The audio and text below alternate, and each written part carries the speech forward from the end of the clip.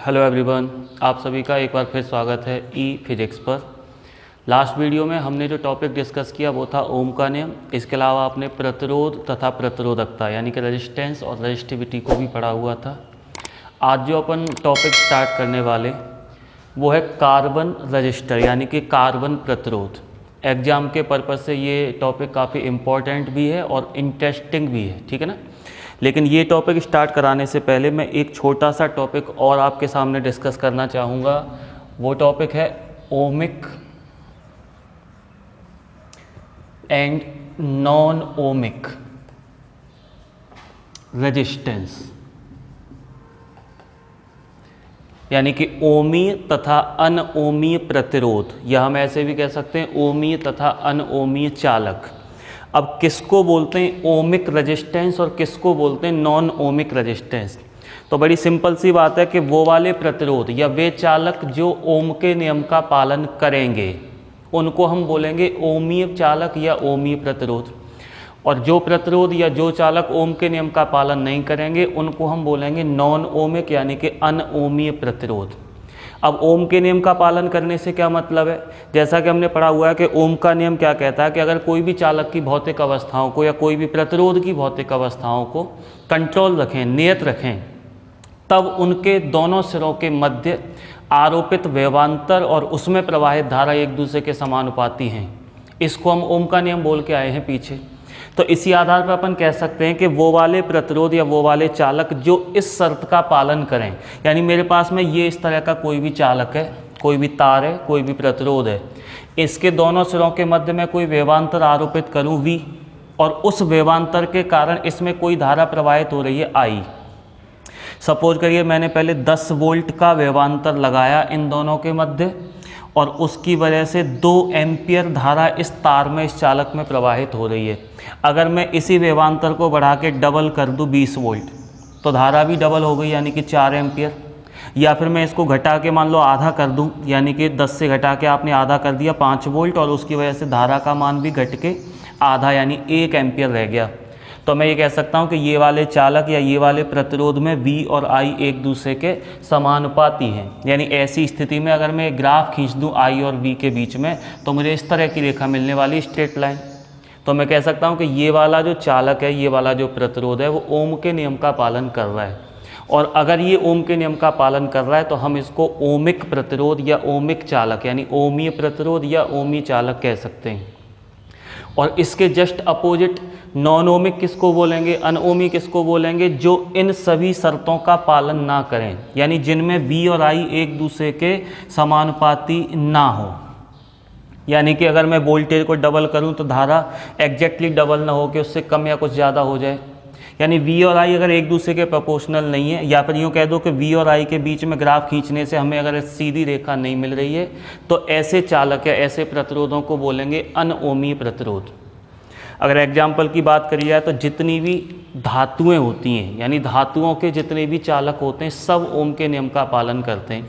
यानी मैं एक तार ले लूँ कोई भी धातु का, एल्यूमिनियम का, तांबे का, लोहे का, कोई भी एक धातु का तार ले लूँ, उसमें ओम के नियम का पालन होगा, तो मैं कह सकता हूँ कि वो ओमीय चालक या ओमीय प्रतिरोध है। इसके अलावा कार्बन प्रतिरोध भी ओमीय प्रतिरोध होता है। इस पर हम अगले टॉपिक में डिस्कस करेंगे, कार्बन रजिस्टर। और अगर अनओमीय चालकों की बात करी जाए तो अनओमीय चालकों के एग्जाम्पल बहुत सारे हैं। जैसे आप एग्जाम्पल जो कि पढ़ने भी वाले हैं अपने आगे चल के टॉपिक में, वो है डायोड, जो कि ओम के नियम का पालन नहीं करता है, ठीक है ना। ट्रांजिस्टर ओम के नियम का पालन नहीं करता है। टॉर्च का बल्ब ओम के नियम का पालन नहीं करता है। इसके अलावा वैद्युत अपघट्य जो कि बैटरियों में, सेलों में भरे रहते हैं, वो भी ओम के नियम का पालन नहीं करते हैं। तो ये सारे प्रतिरोध, ये सारे चालकों को अब हम बोला करेंगे नॉन ओमिक रेजिस्टेंस यानी अनओमीय प्रतिरोध। जैसे कि मैं अगर आपको ग्राफ दिखाना चाहूँ एक डायोड के लिए, तो डायोड का ग्राफ कुछ इस तरह से आता है V और I के बीच में। जैसे मान लो इस अक्ष पर हमने वोल्टेज और इस अक्ष पर हमने करंट को ले रखा है, ठीक है ना। अब अगर इन दोनों के बीच में मैं ग्राफ खींचता हूँ तो कुछ इस तरह से आता है। ये तो होता है डायोड की अग्र अभिनति यानी फॉरवर्ड बायस के लिए। और अगर पश्च अभिनति यानी कि रिवर्स बायस में ग्राफ खींचा जाए, इस अक्ष पर V और इस अक्ष पर I लेकर, तो ग्राफ कुछ इस तरह का मिलता है, ठीक है ना। ये फॉरवर्ड और रिवर्स आपको तब समझ में आएंगे जब आप डायोड को यानी इलेक्ट्रॉनिक्स को जब पढ़ेंगे।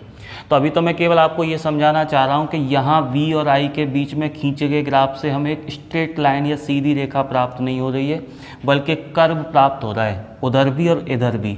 तो अपन कह सकते हैं कि डायोड जो है वो ओम के नियम का पालन नहीं कर रहा है, इसलिए डायोड जो है वो एक अनओमीय युक्ति है या अनओमीय प्रतिरोध है या अनओमीय चालक अपन उसको कह सकते हैं।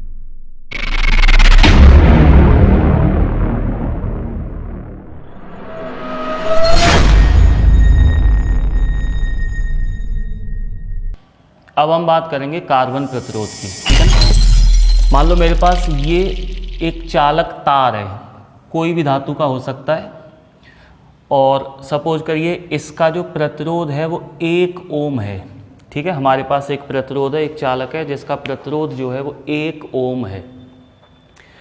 और अगर मुझे किसी परिपथ में 1 ओम से ज़्यादा बड़े प्रतिरोध की आवश्यकता है, सपोज करें मुझे आवश्यकता है 10 ओम प्रतिरोध की, तो हम क्या करें। जैसा कि आपने प्रतिरोध का पीछे एक जगह फॉर्मूला पढ़ा हुआ है, R = ρL/A कि इसमें रो क्या है, तो रो जो है वो जो तार हमने लिया है उसके पदार्थ की प्रतिरोधकता है, ठीक है ना। L क्या है, तो L उस तार की, उस चालक की लंबाई है, और A उसकी अनुप्रस्थ काट का क्षेत्रफल है। अब मुझे इस तार का प्रतिरोध 1 ओम से बढ़ा के 10 ओम करना, क्योंकि आवश्यकता हमें 10 ओम प्रतिरोध की पड़ रही है। तो उसके लिए हमारे पास क्या क्या विकल्प हो सकते हैं कि ये वाले तार का प्रतिरोध 1 ओम से बढ़ा के 10 ओम किया जा सके। तो या तो मैं लंबाई को बढ़ाऊं, क्योंकि R इसके समानुपाती होता है, या तो मैं लंबाई को बढ़ा के 10 गुना कर दूं। तो अगर इसकी लंबाई बढ़ा के 10 गुनी कर दी जाए A को कांस्टेंट रखने के बाद में, तो भी इसका प्रतिरोध 1 ओम से बढ़ के 10 ओम हो जाएगा। या फिर अनुप्रस्थ काट का क्षेत्रफल घटाकर 1/10 कर दिया जाए, क्योंकि ये दोनों एक दूसरे के व्युत्क्रमानुपाती हैं। अगर मैं इसको 1/10वां हिस्सा कर दूंगा क्षेत्रफल को, तो प्रतिरोध का मान बढ़ के 10 ओम हो जाएगा। लेकिन ये दोनों ही विकल्प, ये दोनों ही तरीके जो हैं वो वास्तव में प्रैक्टिकल नहीं है, व्यावहारिक नहीं है। ये तो चलो बात 10 ओम की थी। अगर मुझे कहीं पर 1 किलो ओम प्रतिरोध की आवश्यकता पड़ गई, 1 किलो से मतलब 1000 ओम प्रतिरोध की अगर आवश्यकता पड़ गई है, तो इस तार की लंबाई हमें 1000 गुनी करनी पड़ेगी। मान लो अभी इस तार की लंबाई 1 मीटर है, तो इसको 1 किलो ओम प्रतिरोध में चेंज करने के लिए इसकी लंबाई हमें बदलनी पड़ेगी 1000 मीटर, यानी कि 1 किलोमीटर। और 1 किलोमीटर लंबा तार अगर हम प्रतिरोध के रूप में लेने वाले हैं, तो जाहिर सी बात है वो प्रैक्टिकल व्यवस्था नहीं है, व्यावहारिक नहीं है। मान लो हमें किसी मोबाइल के सर्किट में 1 किलो ओम प्रतिरोध की ज़रूरत पड़ रही है, और उसके लिए अगर मैं 1 किलोमीटर लंबा तार लूँगा, तो 1 किलोमीटर लंबा तार खुद कितनी जगह घेर रहा होगा। जाहिर सी बात है कि ये वाला जो तरीका है लंबाई को बढ़ाकर प्रतिरोध बढ़ाने का जो तरीका है, ये एक प्रैक्टिकल व्यावहारिक तरीका नहीं है। दूसरी बात, अनुप्रस्थ काट के क्षेत्रफल को बदलकर भी, उसको घटाकर भी हम प्रतिरोध को बढ़ा सकते हैं, लेकिन ये तरीका भी व्यावहारिक नहीं है। क्योंकि अगर मुझे 1000 ओम प्रतिरोध करना है, तो इस तार का अभी जो अनुप्रस्थ काट का क्षेत्रफल था उसको 1/1000 करना पड़ेगा, यानी कि बहुत बारीक तार बनाना पड़ेगा। और ज़्यादा बारीक तार बनाएंगे तो वो गर्म होकर पिघल के वैसे ही ख़राब हो जाएगा, टूट जाएगा। तो इसका मतलब ये तरीका भी वैकल्पिक नहीं है, ये भी व्यावहारिक तरीका नहीं है। तो फिर इसके बाद में अपने पास जो तीसरा ऑप्शन बच जाता है वो है प्रतिरोधकता को चेंज करना। क्योंकि अगर मुझे 1 ओम से बदल के और 1000 ओम प्रतिरोध करना है इस वाले तार का, तो हम क्या कर सकते हैं, कोई ऐसा मटेरियल, कोई ऐसी धातु का तार लें जिसकी प्रतिरोधकता पहले वाले से 1000 गुनी ज़्यादा हो। तो ऐसी स्थिति में अगर उसका रो का मान 1000 गुना होता है इसकी कंपैरिजन में, तो प्रतिरोध अपने आप ही 1000 गुना हो जाएगा। उस कंडीशन में ना तो आपको लंबाई बदलनी पड़ रही है, ना ही आपको अनुप्रस्थ काट का क्षेत्रफल बदलना पड़ रहा है। तो जब भी हमें उच्च प्रतिरोधों की, जब भी हमें हाई रेजिस्टेंस की आवश्यकता होती है, तो फिर वहाँ हम धातु के तारों को न लेकर कोई ऐसी धातु का चालक लेते हैं जिसका प्रतिरोधकता का मान जो है वो काफ़ी ज़्यादा होता हो।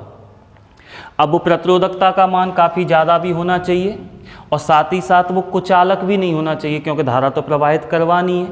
इसीलिए हमने कार्बन का यूज किया ऐसी कंडीशन में। जब भी हमें हाई रेजिस्टेंस की आवश्यकता पड़ी तो अपन कार्बन के रेजिस्टेंस का यूज करते हैं, क्योंकि कार्बन के लिए रो की जो वैल्यू होती है, रजिस्टिविटी जो होती है कार्बन की, प्रतिरोधकता का जो मान होता है वो 3.5 × 10⁻⁵, ठीक है ना, ओम मीटर। ये प्रतिरोधकता होती है कार्बन की। धातुओं की तो इससे बहुत कम होती है, इसीलिए उनके प्रतिरोधों को बढ़ाने के लिए लंबाई हमें बहुत ज़्यादा करनी पड़ेगी, जो कि व्यावहारिक नहीं है। तो हमने धातुओं के बजाय जब भी हमें हाई रेजिस्टेंस की आवश्यकता पड़ेगी तो अब हम इसका यूज करेंगे, यानी कि कार्बन का यूज करेंगे, क्योंकि इसकी कार्बन की जो प्रतिरोधकता, जिसको विशिष्ट प्रतिरोध भी बोल देते हैं प्रतिरोधकता को, वो बहुत ज़्यादा होने की वजह से कम लंबाई के तार का भी अच्छा खासा प्रतिरोध उत्पन्न होगा। तो सिंपल सी बात है कि कार्बन का यूज करके जो प्रतिरोधक बनाए जाते हैं, प्रतिरोधक से मतलब वो वाली युक्ति जो प्रतिरोध उत्पन्न कर रही है धारा के मार्ग में, उसको हम प्रतिरोधक बोलेंगे। तो जब भी हाई रेजिस्टेंस की आवश्यकता पड़ी तो हमने कार्बन का यूज करके प्रतिरोधक बनाए, क्योंकि कार्बन की प्रतिरोधकता बहुत ज़्यादा होती है।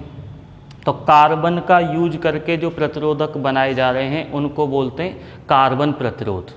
कार्बन प्रतिरोधक जो होते हैं वो दिखने में कुछ इस तरह के होते हैं, ठीक है ना। इनमें 2 टर्मिनल यानी 2 सिरे बाहर निकले होते हैं, ताकि उनकी सहायता से आप उनको परिपथ में, सर्किट में कनेक्ट कर सकें, जोड़ सकें। इसके अलावा इन प्रतिरोधकों पर इस तरह से कुछ रंगीन पट्टियाँ, ठीक है ना, कुछ कलर्ड जो होती हैं वो वलय बनी होती हैं, रंगीन पट्टियाँ। अब ये रंगीन पट्टियाँ केवल डेकोरेशन के लिए नहीं लगाई गई इस प्रतिरोध पर। वास्तव में ये रंगीन पट्टियाँ हमें ये बताती हैं कि ये जो प्रतिरोध अपन यूज कर रहे हैं वो कितने ओम का है, ठीक है, इसकी स्ट्रेंथ कितनी है। यानी कि प्रत्येक पट्टी हमें बताती है कि ये वाला जो प्रतिरोध अपन यूज करने वाले हैं ये कितने ओम का प्रतिरोध उत्पन्न करेगा धारा के मार्ग में। अब ये रंगीन पट्टियाँ किस तरह से हमें बताती हैं कि ये कितने ओम का है, तो इसमें जो पहली 2 पट्टियाँ हैं, ये वाली और ये वाली, ये पहली 2 पट्टियाँ जो होती हैं वो हमें बताती हैं प्रतिरोध के पहले और दूसरे अंक को, ठीक है ना। प्रतिरोध का पहला अंक ये पट्टी बताएगी, दूसरी पट्टी प्रतिरोध का दूसरा अंक बताएगी, तीसरी जो पट्टी है वो बताती है 10 की पावर कितनी आएगी। जैसे अपन संख्या लिखते हैं ना कोई भी, कि मान लीजिए 43 × 10⁴, तो इसमें जो पहला अंक डिसाइड होता है वो पहली पट्टी के द्वारा, दूसरा अंक जो है वो दूसरी पट्टी के द्वारा डिसाइड किया जाता है, तीसरी पट्टी ये बताती है कि 10 पे पावर कितनी आएंगी, और चौथी पट्टी जो होती है वो हमें इसकी सहनशीलता बताती है, टॉलरेंस बताती है कि इसकी सहनशीलता कितनी है। यहाँ सहनशीलता से मतलब ये है कि इस प्रतिरोध का मान इतने से कितना ऊपर या कितना नीचे हो सकता है, एग्जैक्ट ये ना होकर इससे कितना ऊपर नीचे हो सकता है, ठीक है ना। इसको और डिस्कस करेंगे आगे चल के। अच्छा, अब ये पट्टियाँ किस तरह से बताती हैं कि ये कितने ओम का, तो प्रत्येक रंग के लिए एक अंक निर्धारित किया गया है, जिसको हम कलर कोडिंग बोलते हैं। प्रत्येक कलर के लिए एक कोड, एक अंक होता है कि इसके लिए कितना अंक होगा, इस रंग के लिए कितना अंक होगा। उस कलर कोडिंग को आप एक टेबल के माध्यम से यहाँ पे समझ सकते हैं। मैं आपको वो टेबल एक बार बना के दिखाता हूँ इधर। तो ये है वो टेबल जो हमें बताएगी कि कौन से कलर के लिए और क्या अंक या क्या कोड निर्धारित किया गया है, ठीक है ना। वैसे इस टेबल को याद रखने के लिए आप एक ट्रिक यूज कर सकते हैं। एक सेंटेंस आप ये वाला याद रख सकते हैं, जिससे कि आपको ये सारे कलर्स और उनके कोड जो हैं वो सीक्वेंस में याद होंगे, ठीक है ना। जैसे B B Roy of Great Britain has very good wife, ठीक है ना। यहाँ पर ये जो बी है इसका मतलब ब्लैक, दूसरा जो बी है उसका मतलब ब्राउन, ठीक है ना। ऐसे ही फिर आगे रेड, ओ का मतलब ऑरेंज, यस वाई से येलो। यहाँ पर ये जो ऑफ है ये केवल सेंटेंस को कंप्लीट करने के लिए, इसका कोई मीन नहीं है यहाँ पर। ऐसे ग्रेट से मतलब यहाँ पर हो गया ग्रीन, उसके बाद ब्रिटेन यानी बी से मतलब हो गया ब्लू, उसके बाद ये केवल सेंटेंस को कंप्लीट करने के लिए रहेगा वी वॉयलेट हो गया, उसके बाद गुड जी से मतलब यहाँ पर ग्रे हो गया, और लास्ट में वाइफ यानी कि वाइट कलर। तो इस सेंटेंस, इस फ्रेज के अकॉर्डिंग आप ये सारे कलर्स को कोऑर्डिनेशन में यानी कि सीक्वेंस में आप याद रखेंगे इस तरह से, ठीक है ना। अच्छा, अब एक बार आप इसका यूज थोड़ा समझ लें टेबल का, कि अगर हमें इस तरह से कोई सिंबल, कोई भी सिंबल बना के दे दिया जाता है किसी कार्बन रजिस्टर का, तो हम कैसे पता करेंगे उससे कि ये कितने ओम का है, ठीक है ना। जैसे कि एक कार्बन रजिस्टर आप यहाँ स्क्रीन पर देख पा रहे होंगे, इस तरह के कार्बन रजिस्टर आपको डिफरेंट इलेक्ट्रिकल सर्किट्स में लगे मिल सकते हैं, और उन पर जो रंगीन पट्टियाँ बनी होंगी उनके माध्यम से आप ये पता कर पाओगे कि ये कितने ओम का है। एग्जाम्पल के तौर पर हम इसी कार्बन रजिस्टर को लेके चलते हैं।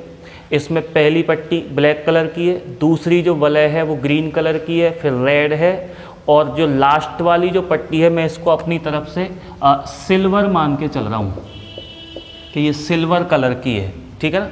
तो हम ये पता कर सकते हैं अब इस टेबल के माध्यम से कि ये जो रजिस्टर हम अपने सामने देख रहे हैं ये कितने ओम का है। जैसे आपको पता होना चाहिए, पहली पट्टी प्रतिरोध का पहला अंक निर्धारित करेगी, दूसरी पट्टी दूसरा अंक निर्धारित करेगी, तीसरी पट्टी आपको बताएगी कि 10 पे पावर कितनी आने वाली है, और चौथी पट्टी इसकी सहनशीलता को बताएगी, वैल्यू कितनी अप डाउन हो सकती है वो बताएगी, ठीक है ना। एक बात समझते हैं, जैसे पहली पट्टी है ब्लैक, तो पहला अंक ब्लैक कलर के लिए अंक यानी डिजिट, ये वाला कॉलम आपको अंक बताएगा कि कौन से कलर के लिए कौन सा अंक है। तो ब्लैक कलर के लिए 0, तो जो पहला अंक आया रजिस्टर के लिए वो आया 0। नेक्स्ट जो पट्टी है वो ग्रीन कलर की है, और ग्रीन कलर के लिए आप यहाँ से देख सकते हैं जो अंक निर्धारित किया गया वो है 5, ठीक है ना। तो 0 और सेकंड जो डिजिट होगी वो 5 हो गई। उसके बाद में थर्ड जो पट्टी है वो रेड कलर की है, और रेड कलर यानी कि थर्ड जो पट्टी होगी वो हमें पावर बताएगी, ठीक है ना। तो पावर देखनी है रेड कलर के लिए कितनी होगी, तो रेड कलर के लिए पावर भी कितनी 2, तो मैं अब इसको ऐसे लिखूंगा 10 टू द पावर 2। इसके बाद में चौथी पट्टी जिसको मैं सिल्वर कलर की मान के चल रहा हूँ, ये हमें बताएगी कौन सी, मतलब ये वाली पट्टी हमें ये बताएगी कि टॉलरेंस कितनी है, सहनशीलता कितनी है यहाँ पर, ठीक है ना। तो जैसे अगर मैं सिल्वर मान के चल रहा हूँ तो सिल्वर कलर के लिए जो सहनशीलता यानी कि टॉलरेंस जो होती है वो 10% है, तो मैं इसके पीछे लिख सकता हूँ ±10%। अब इसका क्या मतलब है ±10% का, अगर मैं इसको थोड़ा सॉल्व कर लूँ तो ये हो गया 500 ओम, ठीक है ना। 5 × 10⁻² का मतलब हो गया 500 ओम, और ±10%, इसका मतलब ये है कि जो रजिस्टर जो प्रतिरोधक हमें दिया गया है उसका प्रतिरोध 500 ओम से 10% या तो ऊपर हो सकता है, ज़्यादा हो सकता है, या फिर 10% नीचे हो सकता है। जैसे अगर मैं 500 का 10% निकालूँ तो 50, तो इसका मतलब 500 से 50 ऊपर भी हो सकता है और 50 नीचे भी हो सकता है। कहने का मतलब ये हमारे सामने जो प्रतिरोधक है इसका प्रतिरोध 550 ओम से लेकर, या फिर मैं ऐसे कह सकता हूँ कि इसका जो प्रतिरोध है वो 450 से लेके और 550 के बीच में कुछ भी हो सकता है, यानी कि 10% ऊपर तो 550 और 10% नीचे यानी माइनस तो 450। ये इसका मतलब हो गया, ठीक है ना। एक एग्जाम्पल मैं आपको और दे रहा हूँ, उस एग्जाम्पल के अकॉर्डिंग आप बताएंगे कि इसका प्रतिरोध कितना होगा। अब मैंने आपको ये 2 एग्जाम्पल दिए हैं, ठीक है ना, ए और बी। इनके कलर्स अगर आपको क्लियर ना दिख रहे हो तो मैं बता दूँ, इसमें पहली पट्टी रेड कलर की है, दूसरी पट्टी जो ब्लू कलर की है, उसके बाद ग्रीन है, और चौथी पट्टी इसमें है ही नहीं। अगर चौथी पट्टी है नहीं तो मैं इसका मतलब कह सकता हूँ कि चौथी पट्टी जो है वो कलरलेस है, रंगहीन है, ठीक है ना। और कलरलेस के लिए जो कोड है वो 20% है। एक चीज़ और ध्यान रखना कि चौथी पट्टी में आपको केवल 3 ऑप्शन मिलेंगे, या तो चौथी पट्टी जो होगी वो गोल्डन कलर की होगी, या फिर सिल्वर कलर की होगी, या फिर कोई कलर की नहीं होगी, या ये कलरलेस होगी। क्योंकि चौथी पट्टी हमें क्या बताती है, सहनशीलता, टॉलरेंस, और सहनशीलता इन कलर्स में से कोई भी सहनशीलता के लिए अंक निर्धारित नहीं किया गया है। सहनशीलता केवल इन 3 रंगों से निर्धारित होती है, गोल्डन, सिल्वर और कलरलेस। तो ध्यान रखना कि ये 3 रंग गोल्डन, सिल्वर या फिर कलरलेस आपको केवल चौथी पट्टी में देखने को मिल सकते हैं, इसके अलावा और कोई पट्टी में देखने को नहीं मिलेंगे। ऐसे ही इस वाले एग्जाम्पल में पहली पट्टी को हम मान के चल रहे हैं, ये वाली जो पट्टी है वो गोल्डन कलर की, गोल्डन कलर की, ठीक है ना। ये आपका सोचने का काम है कि ये गोल्डन कैसे हो गई। ये वाली जो पट्टी है वो रेड है, ये वाली जो ग्रीन है, और ये वाली जो है वो ब्लू कलर की है।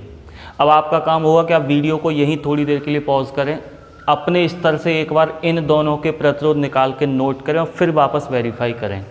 A few moments later. तो उम्मीद है आपने ये करके देखा होगा, आपका कोई ना कोई आंसर आया होगा, ठीक है ना।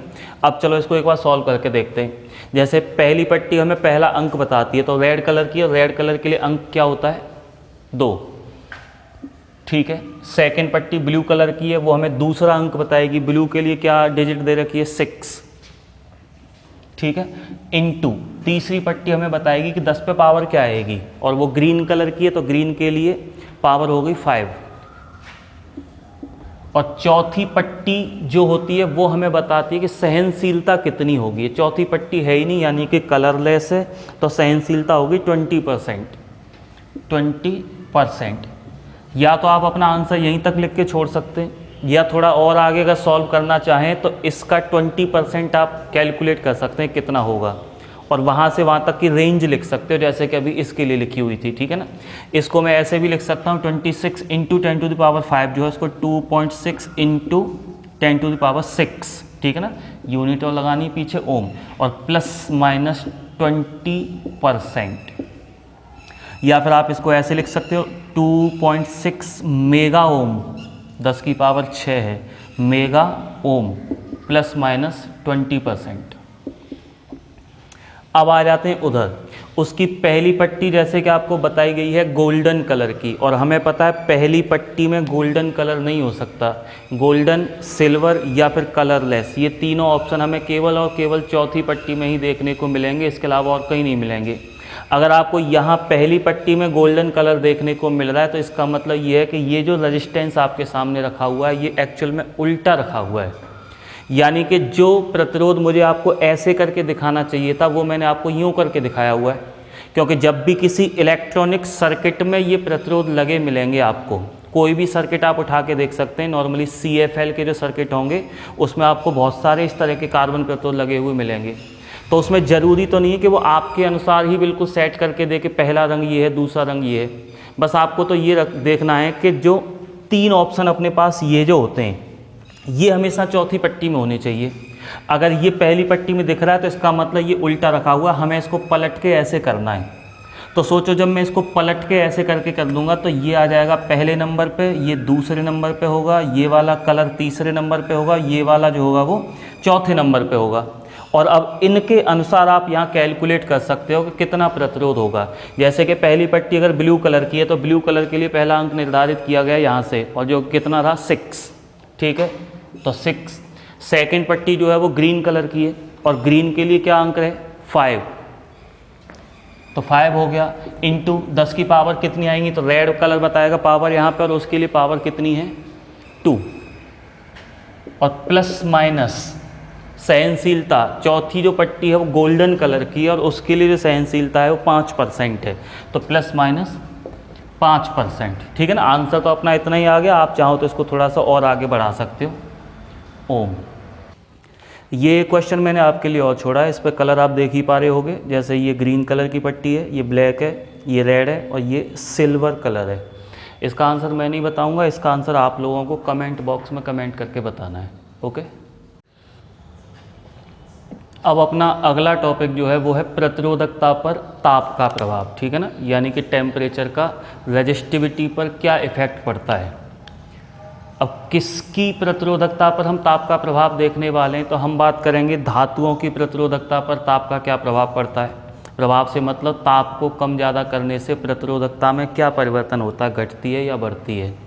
इसके अलावा हम बात करेंगे कुचालकों की प्रतिरोधकता पर ताप का क्या प्रभाव पड़ता है, अर्धचालकों की प्रतिरोधकता पर ताप का क्या प्रभाव पड़ता है, ठीक है ना, मिश्र धातुओं की प्रतिरोधकता पर क्या प्रभाव पड़ता है ताप का, और लास्ट में अपन बात करेंगे वैद्युत अपघट्य की, कि टेम्परेचर कम ज़्यादा करने से वैद्युत अपघट्य की प्रतिरोधकता में क्या परिवर्तन होता है। तो अपन सबसे पहले शुरू करते हैं धातुओं को लेके। तो अब हम बात कर रहे हैं धातुओं की प्रतिरोधकता पे ताप का क्या प्रभाव पड़ेगा, ठीक है ना। पीछे हमने एक जगह टॉपिक पढ़ा था चालकता सिग्मा बराबर NE² टो अपॉन m, यानी इस पूरी क्वांटिटी को ही हमने चालकता बोला था, सिग्मा से रिप्रेजेंट किया था। और जैसे कि आप जानते हैं प्रतिरोधकता जो होती है वो चालकता की व्युत्क्रम होती है, अपोजिट, तो रो इज इक्वल्स टू लिख सकते हैं 1/सिग्मा, और सिग्मा की वैल्यू ये है तो रो की वैल्यू हो गई फिर m/NE² टो। इसमें E इलेक्ट्रॉन का चार्ज है और m इलेक्ट्रॉन का द्रव्यमान है, ठीक है ना, ये दोनों ही क्वांटिटी कांस्टेंट हैं। बात आ जाती है n और टो। n क्या है, कोई भी धातु या चालक के एकांक आयतन में मुक्त इलेक्ट्रॉन्स की संख्या, और टो उन मुक्त इलेक्ट्रॉन्स का विश्रांति काल है। ये दोनों ही बातें पदार्थ के अभिलाक्षणिक गुणों पर डिपेंड करती हैं, यानी कि मटेरियल पर डिपेंड करती हैं और साथ ही साथ उसके टेम्परेचर पर भी डिपेंड करती हैं। अब अगर मैं किसी धातु का यानी चालक का टेम्परेचर बढ़ाता हूँ तो टेम्परेचर बढ़ाने से क्या होगा कि टो यानी विश्रांति काल की वैल्यू घटेगी। पीछे एक जगह अपन बात करके आ रहे हैं कि जितनी ज़्यादा हम टेम्परेचर बढ़ाएंगे इलेक्ट्रॉन उतने ज़्यादा तेज़ी से चलेंगे। तो दो टक्करों के बीच में जितना टाइम उनको पहले लगा करता था अब उसकी तुलना में कुछ कम समय लगेगा। तो हम कह सकते हैं कि जैसे ही हम टेम्परेचर बढ़ाते हैं विश्रांति काल टो की वैल्यू कुछ कम हो जाएगी और टो की वैल्यू कम होने से प्रतिरोधकता रो की वैल्यू बढ़ जाएगी। तो एक निष्कर्ष तो ये निकला कि किसी भी धातु का किसी भी चालक का ताप बढ़ाने से उसकी प्रतिरोधकता जो हो रही है वो बढ़ रही है, ठीक है ना, क्योंकि ताप बढ़ाने से टो की वैल्यू कम हो रही है और इसकी वैल्यू कम होने से प्रतिरोधकता रो की वैल्यू बढ़ जाती है। दूसरी बात, अगर मैं टेम्परेचर बढ़ाता हूँ धातु का या चालक का तो स्टार्टिंग में तो मुक्त इलेक्ट्रॉन्स की संख्या पे कोई खास प्रभाव नहीं पड़ता है, लेकिन टेम्परेचर को जब हम एक हाई लेवल तक ले जाते हैं यानी उच्च ताप पर जब हम किसी धातु को और ज़्यादा टेम्परेचर जब उसका बढ़ाते हैं हाई टेम्परेचर रेंज में, तो ऐसी स्थिति में कुछ नए इलेक्ट्रॉन्स भी परमाणुओं से बाहर आने लगते हैं जो अभी तक परमाणुओं से फ्री नहीं हो पाए थे। तो काफ़ी हाई टेम्परेचर पर और टेम्परेचर इंक्रीज करने पर एन की वैल्यू बढ़ने लगती है और एन की वैल्यू बढ़ने से रो की वैल्यू घटने लगती है। यानी हमें यहाँ पर दो प्रक्रियाएं देखने को मिल रही हैं टेम्परेचर को इंक्रीज करने पर। आपने टेम्परेचर को बढ़ाया तो टो की वैल्यू घटने से रो का मान बढ़ा, आपने टेम्परेचर को बढ़ाया तो एन की वैल्यू बढ़ने से रो का मान घटा। अब टेम्परेचर बढ़ाने से दो काम हो रहे हैं, प्रतिरोधकता बढ़ भी रही है और प्रतिरोधकता घट भी रही है। लेकिन फाइनली निष्कर्ष क्या निकलेगा, क्योंकि प्रभाव तो एक बार में एक ही देखने को मिलेगा, या तो प्रतिरोधकता बढ़ेगी ताप बढ़ाने से या फिर घटेगी। तो वास्तव में होता क्या है कि जब हम टेम्परेचर बढ़ाते हैं तो विश्रांति काल के घटने से प्रतिरोधकता में ज़्यादा वृद्धि हो जाती है। मान लो इतनी बढ़ गई प्रतिरोधकता इस रेंज से इस रेंज तक, और टेम्परेचर बढ़ाने से इनकी संख्या में जो वृद्धि होती है उसकी तुलना में प्रतिरोधकता कुछ कम हो जाती है। मान लो इतनी कम हो गई, इसका मतलब प्रतिरोधकता में वृद्धि तो बहुत ज़्यादा हुई है इसकी वजह से, और प्रतिरोधकता में इसकी वजह से कमी बहुत कम हुई है, बिल्कुल नेग्लिजिबल। तो फाइनली अपन कह सकते हैं कि जब भी हम टेम्परेचर बढ़ाएंगे तो ऐसी स्थिति में प्रतिरोधकता में वृद्धि होगी। हो तो दोनों काम रहे हैं, वृद्धि भी हो रही है और कमी भी हो रही है, लेकिन वास्तव में वृद्धि ज़्यादा मात्रा में हो रही है और उसकी तुलना में जो कमी हुई है इसकी वजह से वो बहुत मामूली सी कमी हुई है। तो फाइनली इनका मिला जुला प्रभाव यही निकला कि जब भी हम किसी मटेरियल का, या ऐसे कहें कि जब भी हम किसी धातु का या किसी भी चालक का टेम्परेचर बढ़ाते हैं तो उसकी प्रतिरोधकता बढ़ जाती है। या मैं यूँ कह सकता हूँ कि टेम्परेचर बढ़ाने से धातुओं की चालकता, धातुओं की जो चालकता होती है वो कुछ घट जाती है, ठीक है ना। अच्छा, अब इसको थोड़ा सा और आगे बढ़ाते हैं कि कितने टेम्परेचर पर धातुओं की चालकता कितनी हो जाती है। इसको आप ऐसे समझ सकते हैं कि मान लो किसी टेम्परेचर T1 पर और किसी भी चालक की, किसी भी धातु की जो प्रतिरोधकता थी वो थी रो T1, ठीक है ना। फिर हमने टेम्परेचर को बदलकर कर दिया T2 और इस टेम्परेचर पर उस चालक की, उस धातु की प्रतिरोधकता बदलकर हो गई है रो T2। अब इन दोनों में क्या संबंध होगा, तो वो संबंध इस समीकरण के द्वारा एक्सप्रेस किया जाता है। Rho T2 is equals to rho T1 1 plus alpha T2 minus T1। कोई मतलब नहीं आपको डेरिवेशन से कि ये कहाँ से आया, केवल आपको जस्ट ये समीकरण याद रखना है जो हमें बताता है कि कितने ताप पर और कितनी प्रतिरोधकता या चालकता किसी भी मटेरियल की, किसी भी धातु की हो जाएगी। इसमें रो T1 का मतलब होगा T1 टेम्परेचर पर प्रतिरोधकता उस धातु की, T2 टेम्परेचर पर बदलकर इतनी हो गई है जिसकी वैल्यू ये होगी, ठीक है ना। T1 और T2 वो दोनों टेम्परेचर हैं जिन पर प्रतिरोधकताएं इतनी और इतनी थी। एल्फा जो होता है इसको हम बोलते हैं उस धातु का, उस चालक का प्रतिरोधकता ताप गुणांक, ठीक है ना। इसका मान जो होता है वो अलग अलग मटेरियल के लिए, अलग अलग धातुओं के लिए अलग अलग हो सकता है। आप अपनी बुक में देख सकते हैं, टेबल में कुछ धातुओं के लिए, कुछ पदार्थों के लिए प्रतिरोधकता या गुणांक एल्फा की वैल्यू दे रखी है। तो उससे आपको ये पता चल जाएगा कि सबके लिए एल्फा का मान सेम नहीं होता है। इसका मतलब ये हुआ कि सब धातुओं का ताप अगर मैं बढ़ाऊं सेम, एल्यूमिनियम का, लोहे का, कॉपर के, सबके टेम्परेचर में मान के चलिए हमने 20 डिग्री सेंटीग्रेड की वृद्धि करी है, तो इसका मतलब ये बिल्कुल नहीं है कि उन सब की प्रतिरोधकताओं में भी समान वृद्धि होगी, बल्कि प्रतिरोधकताओं में अलग अलग वृद्धि होगी। उसकी वजह ये है कि एल्फा का मान यानी प्रतिरोधकता ताप गुणांक का मान जो होता है वो सब धातुओं के लिए, सब पदार्थों के लिए डिफरेंट होता है। तो प्रतिरोधकता में जो परिवर्तन होगा वो भी सेम नहीं होगा, वो भी सबके लिए डिफरेंट होगा। ठीक है ना। तो जैसे कि अभी हमने बात करी है कि जैसे जैसे हम धातुओं का या चालकों का टेम्परेचर बढ़ाते हैं वैसे वैसे प्रतिरोधकता बढ़ती है।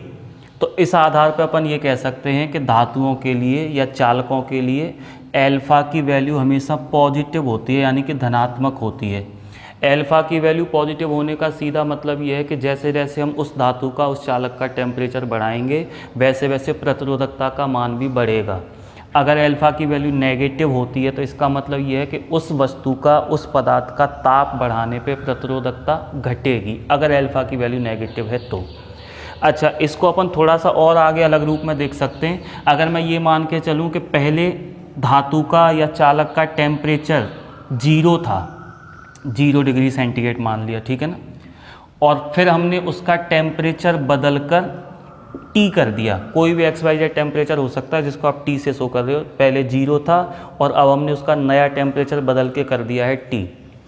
इतने टेम्परेचर पर धातु की जो प्रतिरोधकता होगी उसको हम शो कर रहे हैं ρ0 या ρ0 से, और T टेम्परेचर पर उसकी प्रतिरोधकता बदल के हो गई है इतनी, ρ और T सफिक्स में। ठीक है ना। अब इसमें क्या रिलेशन बनेगा इसके अकॉर्डिंग तो वो देखते हैं। तो ρT इज इक्वल टू ρ0 और 1 प्लस एल्फ़ा। टेम्परेचर T2 की वैल्यू कितनी हो गई है T, और पहले 0, तो अपन लिख सकते हैं ρT is equal to ρ0 1 plus alpha T। एक रिलेशन ये भी आया।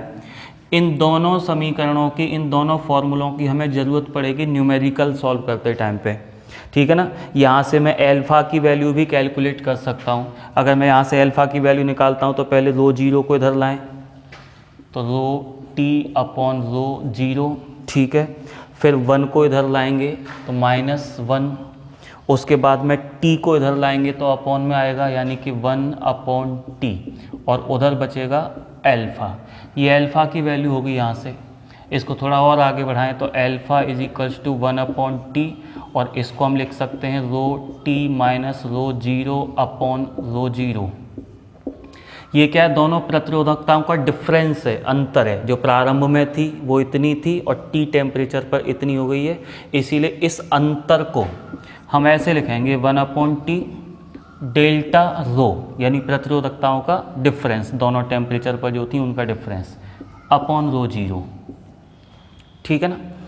अब यहाँ से हम एल्फ़ा को यानी प्रतिरोधकता ताप गुणांक को डिफाइन कर सकते हैं, परिभाषा देख सकते हैं। एक तो पहले आप इसकी यूनिट बताएं थोड़ा, इस फॉर्मूले से एल्फ़ा की यूनिट क्या बनेगी। तो इसकी यूनिट और इसकी यूनिट सेम राशियाँ तो कैंसिल हो जाएगी, बचेगी टेम्परेचर की। ठीक है ना। अब ये टेम्परेचर को अगर मैं डिग्री सेल्सियस में लेके चल रहा हूँ तो ये हो जाएगा डिग्री सेल्सियस इनवर्स, और अगर केल्विन में लेके चल रहे हैं तो केल्विन इनवर्स। ठीक है। प्रतिरोधकता ताप गुणांक का मात्रक कितना हो गया। एल्फ़ा को डिफाइन करते हैं, प्रतिरोधकता ताप गुणांक की परिभाषा देते हैं इस फॉर्मूले के आधार पर, और वो परिभाषा देने के लिए हम क्या कर रहे हैं कि T की वैल्यू अपनी तरफ से या तो 1 केल्विन ले लें या फिर 1 डिग्री सेंटीग्रेड ले सकते हो। यहाँ दोनों का मतलब एक ही है, क्योंकि T यहाँ पर क्या है, वास्तव में ये दो टेम्परेचर का डिफरेंस है, और बात जब तापों के अंतर की आती है तो अंतर चाहे डिग्री सेंटीग्रेड में हो या फिर केल्विन में हो, सेम ही होता है। आपने 11th क्लास में भी इस चीज़ को एक बार डिस्कस किया हुआ है। ठीक है ना। दो टेम्परेचर का डिफरेंस सेल्सियस में और केल्विन में दोनों में सेम होता है। तो या तो मैं T की वैल्यू यहाँ पे 1 केल्विन ले लूँ या फिर 1 डिग्री सेंटीग्रेड ले लूँ। ऐसी स्थिति में एल्फ़ा की वैल्यू जो बनेगी वो होगी डेल्टा रो अपॉन ρ0।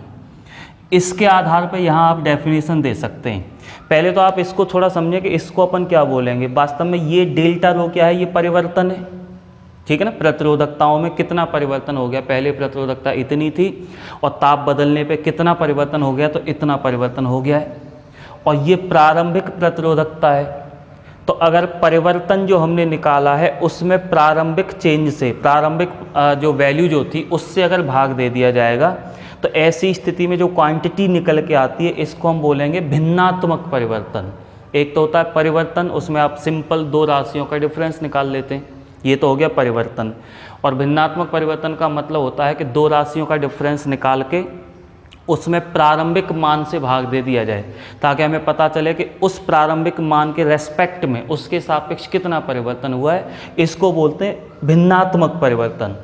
तो ये भिन्नात्मक परिवर्तन है। इसके आधार पर आप प्रतिरोधकता ताप गुणांक को डिफाइन करेंगे। और कैसे करेंगे कि टी की वैल्यू जो हमने 1 रखी है यूनिट में, तब जाके अल्फा की वैल्यू इतनी आई है। तो अपन कह सकते हैं कि कोई भी धातु या कोई भी चालक के ताप में एकांक परिवर्तन करने पर उसकी प्रतिरोधकता में होने वाले भिन्नात्मक परिवर्तन को ही उस धातु का प्रतिरोधकता ताप गुणांक कहते हैं। ठीक है ना। और अल्फा से अपन इसको शो कर रहे हैं। यूनिट आप इसकी पहले ही निकाल चुके हो, या तो केल्विन इनवर्स कह सकते हो या फिर डिग्री सेंटीग्रेड इनवर्स कह सकते हो। ये सारी बातें तो हो गई कि धातुओं की प्रतिरोधकता पे ताप का क्या प्रभाव पड़ता है। तो फाइनली आपने निष्कर्ष ये निकाला कि धातुओं का ताप बढ़ाने पे उनकी प्रतिरोधकता बढ़ती है और घटाने पे घटती है। चालकता उल्टी होगी बिल्कुल, कि अगर हम धातुओं का टेम्परेचर बढ़ाएंगे तो चालकता घटेगी और टेम्परेचर घटाएंगे तो चालकता बढ़ेगी। ठीक है ना। आपको स्पेशली ये फॉर्मूला याद रखना है, ये वाला। ये फॉर्मूला हमें बता रहा है कि किस टेम्परेचर पर प्रतिरोधकता बदलकर कितनी हो जाएगी। अगर हमें अल्फा की वैल्यू पता है तो हम ये ज्ञात कर सकते हैं इस फॉर्मूले से। ठीक है। अगर मैं किसी चालक को लेकर या किसी धातु को लेकर एक ग्राफ खींचूं, टेम्परेचर और उसकी प्रतिरोधकता रो के बीच में, तो ग्राफ आपको कुछ इस तरह से मिलेगा। ठीक है ना। ग्राफ यहाँ से स्टार्ट हो रहा है, इसका मतलब 0 केल्विन या 0 डिग्री सेंटीग्रेड टेम्परेचर पर, 0 डिग्री सेंटीग्रेड टेम्परेचर पर भी उसकी प्रतिरोधकता इतनी थी। और जैसे जैसे हम इससे आगे टेम्परेचर बढ़ाते जा रहे हैं वैसे वैसे प्रतिरोधकता उसी अनुपात में, लगभग उसी अनुपात में बढ़ती चली जा रही है। लेकिन ये जो ग्राफ मिलेगा वो आपको सामान्य ताप परिसर में मिलेगा। अगर धातु का टेम्परेचर बहुत छोटा है, 0 डिग्री सेंटीग्रेड से भी बहुत नीचे है, -100, -150 डिग्री सेंटीग्रेड, इस तरह का अगर टेम्परेचर है तो यही ग्राफ फिर उसी धातु के लिए आपको थोड़ा अलग मिलेगा। टेम्परेचर और यहाँ प्रतिरोधकता ली। ठीक है ना। अगर टेम्परेचर बहुत छोटा है तो ऐसी स्थिति में ये ग्राफ कुछ इस तरह का मिलेगा। यानी ऐसी स्थिति में टेम्परेचर बढ़ाने पे प्रतिरोधकता बढ़ती तो है, लेकिन अब की बार एकदम स्ट्रेट लाइन के फॉर्म में न बढ़ के एक्सपोनेंशियली बढ़ रही है, चरघातांकी रूप से इस तरह से बढ़ती जा रही है। ओके। अब बात करेंगे कुचालकों की प्रतिरोधकता या चालकता पर ताप का क्या प्रभाव पड़ता है। तो जैसा कि आप जानते हैं, कुचालक वे पदार्थ होते हैं जिनमें मुक्त इलेक्ट्रॉन्स की संख्या या तो लगभग 0 होती है या फिर नेग्लिजिबल होती है, नगण्य होती है। यानी इनमें मुक्त इलेक्ट्रॉन्स हैं ही नहीं, उनको अपन कुचालक बोल रहे हैं। अब क्या होगा जब ऐसे पदार्थों का टेम्परेचर हम बढ़ाएंगे, तो जब अपन उसका टेम्परेचर बढ़ाएंगे और काफ़ी उच्च ताप तक उस पदार्थ को ले पहुँचेंगे तो ऐसी स्थिति में परमाणुओं से कुछ इलेक्ट्रॉन्स फ्री होने लग जाएंगे। यानी जो इलेक्ट्रॉन्स चार्ज को, आवेश को एक पॉइंट से दूसरे पॉइंट तक लेके जाते हैं, अब तक वे उपस्थित नहीं थे उस चालक में, उस पदार्थ में। लेकिन जब आपने ताप को काफ़ी हाई टेम्परेचर तक बढ़ा दिया है तो अब ऐसे इलेक्ट्रॉन आ चुके हैं उसमें परमाणुओं से मुक्त होकर। और क्योंकि अब मुक्त इलेक्ट्रॉन कुछ उत्पन्न हो गए हैं उस पदार्थ में, उस कुचालक में, तो अब उसमें भी एक जगह से दूसरी जगह तक आवेश आ जा सकता है। और अगर आवेश चल सकता है इसका मतलब अब पहले की तुलना में उसकी चालकता थोड़ी सी बढ़ गई है। जो चालकता पहले लगभग 0 थी, या मैं कहूँ कि जो प्रतिरोधकता पहले लगभग अनंत थी या बहुत ज़्यादा थी, जब हमने टेम्परेचर बढ़ाया तो अब उस कुचालक में कुछ आवेश चल पा रहा है। और चल पा रहा है इसका मतलब प्रतिरोधकता यानी अवरोध उत्पन्न करने की जो प्रवृत्ति थी वो थोड़ी सी कम हो गई है। तो निष्कर्ष ये निकला कि जब हम किसी कुचालक का टेम्परेचर बढ़ाते हैं तो उसमें कुछ इलेक्ट्रॉन्स मुक्त हो जाते हैं, और इलेक्ट्रॉन मुक्त हो जाने की वजह से उस कुचालक की प्रतिरोधकता कुछ कम हो जाती है। तो ताप बढ़ाने से कुचालकों की प्रतिरोधकता घटती है। और अगर ताप बढ़ाने से कुचालकों की प्रतिरोधकता घट रही है तो मैं कह सकता हूँ कि कुचालकों के लिए अल्फा यानी प्रतिरोधकता ताप गुणांक का मान जो होता है वो ऋणात्मक होता है। क्योंकि हम ताप बढ़ा रहे हैं और प्रतिरोधकता घट रही है। इसका मतलब उनके लिए जो अल्फा की वैल्यू होगी वो नेगेटिव होगी। किस टेम्परेचर पर कुचालकों की प्रतिरोधकता कितनी होगी, इसको आप इस समीकरण से शो करेंगे। Rho T is equals to rho zero e की पावर ई जी अपॉन 2kBT। यहाँ रो नॉट जो है वो 0 डिग्री सेल्सियस टेम्परेचर पर उस कुचालक की प्रतिरोधकता है। रो टी जो है वो टी टेम्परेचर पर कुचालक की प्रतिरोधकता। ईजी को हम बोलते हैं फॉरबिडन एनर्जी गैप, यानी कि वर्जित ऊर्जा अंतराल। आगे समझेंगे इसको, ठीक है ना। केबी है यहाँ पर बोल्ट्जमैन नियतांक। तो अगर यहाँ एक कुचालक को लेकर और ग्राफ खींचा जाए टेम्परेचर और प्रतिरोधकता रो के बीच में, तो अब की बार ग्राफ हमें कुछ इस तरह का मिलता ही हो, यानी कि 0 डिग्री सेंटीग्रेड टेम्परेचर पर प्रतिरोधकता इतनी थी रो जीरो, और जैसे जैसे टेम्परेचर बढ़ाते जा रहे हैं वैसे वैसे प्रतिरोधकता की वैल्यू चरघातांकी रूप से एक्सपोनेंशियली कम होती जा रही है। अब तीसरा पॉइंट है कि अर्धचालकों की प्रतिरोधकता पर और ताप का क्या प्रभाव पड़ता है। अर्धचालक यानी सेमीकंडक्टर। अर्धचालकों में वास्तव में 2 प्रकार के चार्ज कैरियर होते हैं, यानी 2 प्रकार के आवेशवाहक होते हैं। एक तो फ्री इलेक्ट्रॉन यानी मुक्त इलेक्ट्रॉन्स, और दूसरा होल यानी कि कोटर। अब ये होल या कोटर के बारे में आप इलेक्ट्रॉनिक्स में जब इसको स्पेशली अलग से पढ़ेंगे अर्धचालक को यानी सेमीकंडक्टर को, तो वहाँ पे इस बात पे डिटेल में चर्चा करी जाएगी कि होल या कोटर किसे कहते हैं। अभी आप इतना समझें कि जो अर्धचालक होते हैं उनमें इस तरह से 2 प्रकार के आवेशवाहक या चार्ज कैरियर होते हैं, इलेक्ट्रॉन्स और होल्स। और अर्धचालकों में जो परमाणु होते हैं वो एक दूसरे से सहसंयोजक बंधों के द्वारा बंधे रहते हैं आपस में। अब होता क्या है कि जब हम अर्धचालकों का टेम्परेचर बढ़ाते हैं तो उस अर्धचालक के कुछ सहसंयोजक बंध टूटने लगते हैं। जो कमज़ोर बंध थे उन अर्धचालकों में वो बंध टूटे, और एक बंध के टूटने से वहाँ पर एक इलेक्ट्रॉन उत्पन्न होता है, यानी एक इलेक्ट्रॉन फ्री हो जाता है और एक वहाँ पर होल बन जाता है। तो इसका मतलब ये हुआ कि जैसे जैसे हम टेम्परेचर बढ़ाएंगे अर्धचालकों में सहसंयोजक बंध टूटने लग जाएंगे, और जब सहसंयोजक बंध टूटेंगे तो वहाँ से नए आवेशवाहक यानी इलेक्ट्रॉन और होल उत्पन्न होने लग जाएंगे। आवेशवाहक मतलब वो वाहक जो आवेश को लेके चल रहे होते हैं। जब उनकी संख्या बढ़ने लग जाएगी ऐसी स्थिति में, तो हम कहेंगे कि अब उस अर्धचालक की प्रतिरोधकता घटती जा रही है, क्योंकि और ज़्यादा चार्ज कैरियर आने लग गए हैं, तो और आसानी से आवेश चलने लग जाएगा उसमें। और जब आवेश आसानी से चल रहा है इसका मतलब अवरोधक क्षमता, जिसको हम प्रतिरोधकता कहते हैं, वो घट रही है। या फिर आप कह सकते हो कि चालकता लगातार बढ़ती जा रही है। या इसी बात को आप बैंड थ्योरी के आधार पर भी समझ सकते हैं। अर्धचालकों में इस तरह के 2 बैंड होते हैं, ठीक है ना। इन बैंड्स को हम क्या क्या बोलते हैं, तो इसमें जो ऊपर वाला बैंड है इसको बोलते हैं कंडक्शन बैंड यानी कि चालन बैंड, और नीचे वाला जो बैंड होता है इसको बोलते हैं संयोजी बैंड यानी कि वैलेंस बैंड। अब ये बैंड क्या होते हैं, ये सारी चीज़ें आपको इलेक्ट्रॉनिक्स में और बहुत अच्छे से पढ़ने को मिलेंगी, ठीक है ना।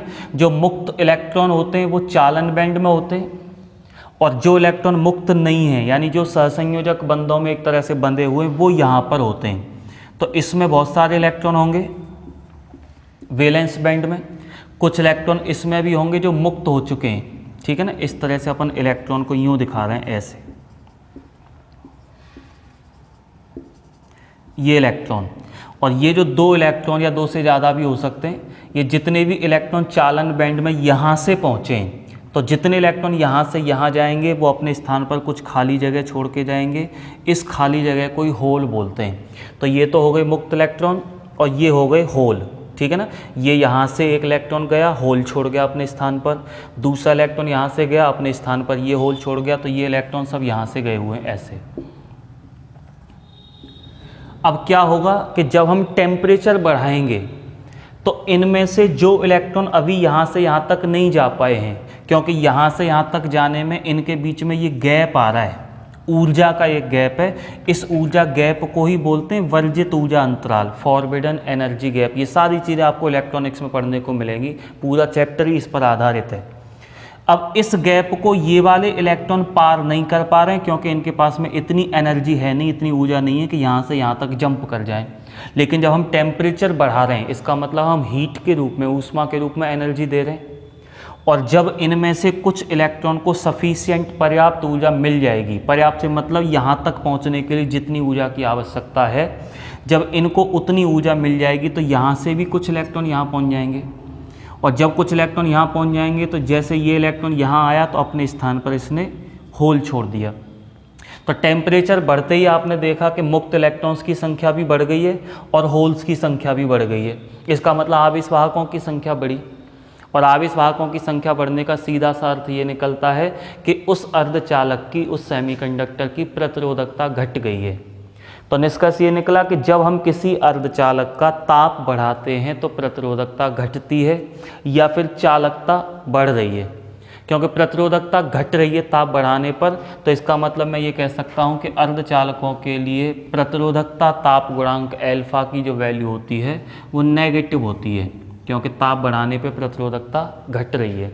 अब अर्धचालकों का कितने ताप पर प्रतिरोधकता का मान कितना होगा, इसके लिए आप फिर से वही सेम समीकरण यूज करेंगे कि T टेम्परेचर पर जो प्रतिरोधकता होगी किसी भी अर्धचालक की, वो इस समीकरण के द्वारा शो की जा सकती है, e⁻²kBT। और सेम ग्राफ भी आपको उसी तरह से मिलने वाला है जो कि कुचालकों में मिला था। अगर हम टेम्परेचर और प्रतिरोधकता के बीच में ग्राफ खींचें किसी अर्धचालक को लेकर तो ग्राफ कुछ इस तरह से ही मिलेगा, ठीक है ना। एक्सपोनेंशियली प्रतिरोधकता जो है वो कम होती जा रही है। ये सारी बातें तो रही यहाँ पर किसकी, अर्धचालकों की प्रतिरोधकता पर ताप का प्रभाव। अब अगला पॉइंट है मिश्र धातुओं की प्रतिरोधकता पर ताप का प्रभाव। मिश्र धातु जो कि धातुओं के ही कॉम्बिनेशन से बनी होती हैं, तो धातुओं की तरह जब मिश्र धातुओं का टेम्परेचर बढ़ाया जाता है तो इनकी भी प्रतिरोधकता बढ़ती है, लेकिन उतनी तेज़ी से नहीं बढ़ती इनकी प्रतिरोधकता जितनी तेज़ी से धातुओं की प्रतिरोधकता बढ़ती थी। या मैं यूँ कह सकता हूँ कि इनके लिए एल्फा का मान पॉजिटिव होता है, लेकिन बहुत छोटा होता है।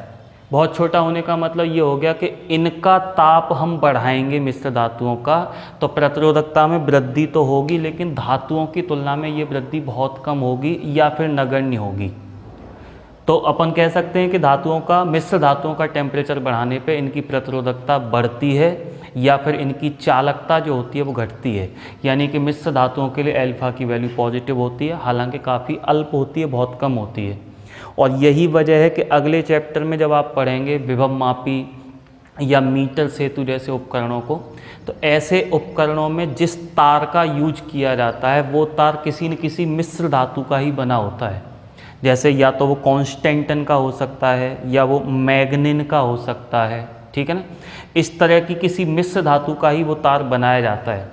और क्यों बनाते हैं, क्योंकि इन मिश्र धातुओं के लिए एल्फा की वैल्यू यानी प्रतिरोधकता ताप गुणांक की वैल्यू बहुत छोटी होती है। तो ऐसी स्थिति में होता क्या है कि जब उन उपकरणों में काफ़ी देर तक धारा प्रवाहित करवाते हैं तब भी वो तार काफ़ी गर्म होने के बाद भी उसकी प्रतिरोधकता में कोई खास परिवर्तन नहीं होता है।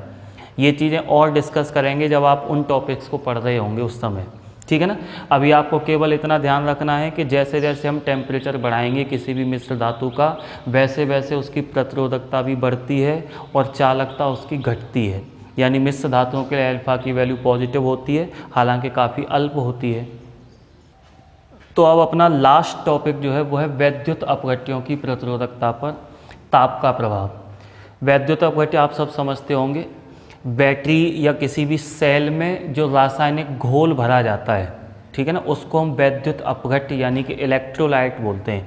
जैसे मान के चलें ये कोई सेल या बैटरी का एक बर्तन है, एक बॉक्स है, इसमें ये दो इलेक्ट्रोड हैं, इलेक्ट्रोड। बैटरी हालांकि हम अगले चैप्टर में एक जगह और पढ़ेंगे अलग से। ये दो इलेक्ट्रोड्स हो गए, इसमें कोई रासायनिक घोल भरा हुआ ये, ठीक है ना। ये दोनों इलेक्ट्रोड्स क्या होते हैं कि इस रासायनिक घोल के साथ में क्रिया करते और क्रिया करने के बाद में इनमें से एक जो है वो पॉजिटिव विभव पर आ जाता है और दूसरा इलेक्ट्रोड जो है वो नेगेटिव विभव पर आ जाता है, ठीक है ना। जो पॉजिटिव विभव पर आता है उसको हम प्लस के साइन से शो करते हैं, जो नेगेटिव विभव पर, या जरूरी नहीं है नेगेटिव विभव पर ही है, हो सकता है ये पॉजिटिव की तुलना में ये कम हो, जैसे हो सकता है ये प्लस का 20 वोल्ट हो और ये प्लस का 10 वोल्ट हो। तो मैं ऐसे कह सकता हूँ कि जो हाई पोटेंशियल पर होगा उसको हम प्लस के साइन से शो करेंगे और जो लो पोटेंशियल पर होगा उसको हम माइनस के साइन से शो करते हैं, ठीक है ना। ये वैद्युत अपघट्य हो गया। अब क्या होता है कि जब आप इस बैटरी को या इस सेल को किसी परिपथ में जोड़ते हैं, किसी सर्किट को इसके साथ में जब कनेक्ट करते हैं, जैसे मान लो मैंने इसके साथ में एक विद्युत बल्ब जोड़ दिया, ठीक है ना, बिजली का एक सिंपल सा बल्ब या कोई पंखा या कोई भी इस तरह का एक इलेक्ट्रॉनिक उपकरण आपने यहाँ पे जोड़ा हुआ है, तो होगा क्या कि यहाँ से इलेक्ट्रॉन्स चलेंगे और वो इलेक्ट्रॉन्स इस तरह से यहाँ पर आएंगे, ठीक है ना। यहाँ पर ये जो कि नेगेटिव विभव पर यानी कि निम्न विभव पर जो आ चुका है इलेक्ट्रोड, वहाँ से इलेक्ट्रॉन्स चले यूँ करके, और जब इलेक्ट्रॉन ऐसे चल के आएंगे तो इसका मतलब करंट ऐसे करके फ्लो होगा यूँ करके, यानी इसमें ऐसे करके धारा प्रवाहित हुई है। जो इलेक्ट्रॉन यहाँ से गए थे, जिन परमाणुओं से निकल के इलेक्ट्रॉन यहाँ से इधर आए थे, वो परमाणु आयन बन गए और वो आयन अब इस इलेक्ट्रोड से इस वाले इलेक्ट्रोड्स की तरफ आने लग जाएंगे। जैसे मान लो ये कोई आयन है और ये आयन इस वाले इलेक्ट्रोड से इस वाले इलेक्ट्रोड की तरफ आ रहा है। जब ये आयन उधर से इस इलेक्ट्रोड की तरफ आ रहे होते हैं तो बीच में जो रासायनिक घोल, जो वैद्युत अपघट्य, जो इलेक्ट्रोलाइट भरा हुआ है, वो इन आयनों के मार्ग में एक अवरोध उत्पन्न करता है। जब ये उस मतलब वैद्युत अपघट्य से होकर चल रहे होते हैं तो इनके मार्ग में इस वैद्युत अपघट्य ने एक अवरोध उत्पन्न किया। इस अवरोध उत्पन्न करने के गुण को ही हम बोलेंगे वैद्युत अपघट्य की प्रतिरोधकता। अब आप सोचो कि अगर हम इस वैद्युत अपघट्य का टेम्परेचर बढ़ाएं, तो टेम्परेचर बढ़ाने से, आपने श्यानता को पढ़ा हुआ है पीछे, तो टेम्परेचर बढ़ाने से कोई भी द्रव का जब हम टेम्परेचर बढ़ाते हैं तो उसकी श्यानता घटती है। तो वही यहाँ भी होगा कि जब हम इस वैद्युत अपघट्य का टेम्परेचर बढ़ाएंगे तो इस द्रव की, इस वैद्युत अपघट्य की श्यानता घटी, और श्यानता घटने की वजह से जो आयनों को यहाँ से यहाँ आने में पहले ज़्यादा अवरोध का सामना करना पड़ रहा था, वो अवरोध कुछ कम हो गया। और अवरोध कम होने का मतलब ये है कि अब वैद्युत अपघट्य की प्रतिरोधकता घट गई। तो निष्कर्ष क्या निकला? निष्कर्ष ये निकला कि जब आप वैद्युत अपघट्य का टेम्परेचर बढ़ाएंगे तो टेम्परेचर बढ़ाने से वैद्युत अपघट्य की जो प्रतिरोधकता होती है वो कम हो जाती है। इसका मतलब वैद्युत अपघट्यों के लिए अल्फा की वैल्यू नेगेटिव।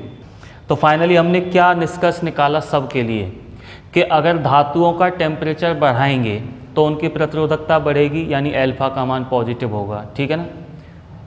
अगर हम अचालकों का यानी कुचालकों का टेम्परेचर बढ़ाते हैं तो उनकी प्रतिरोधकता घटेगी, यानी कि उनके लिए अल्फा का मान नेगेटिव होगा। अगर हम मिश्र धातुओं का टेम्परेचर बढ़ाते हैं तो उनकी भी प्रतिरोधकता थोड़ी बहुत बढ़ेगी, यानी उसके लिए भी अल्फा का मान पॉजिटिव होगा और काफ़ी कम होगा। अगर हम अर्धचालकों का टेम्परेचर बढ़ाते हैं तो अर्धचालकों का टेम्परेचर बढ़ने पर उनकी प्रतिरोधकता घटती है, यानी कि अल्फा की वैल्यू नेगेटिव होती है। और लास्ट में अगर हम विद्युत अपघट्यों का टेम्परेचर बढ़ाते हैं तो उनकी प्रतिरोधकता भी घटती है, यानी उनके लिए भी अल्फा का मान नेगेटिव होगा।